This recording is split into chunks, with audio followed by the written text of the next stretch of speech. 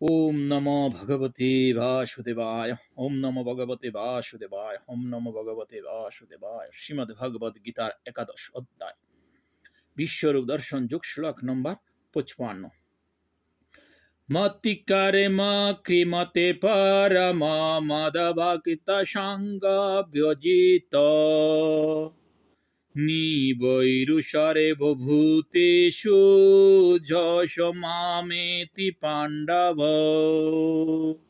অনুবাদ: হে অর্জুন, যিনি আমার অকৈত সেবা করেন, আমার প্রতি ন্যায়পরায়ণ, আমার ভক্ত, জড় বিষয়ের আসক্তি রহিত এবং সমস্ত প্রাণীর প্রতি শত্রুভাব রহিত, তিনি আমাকে লাভ করেন।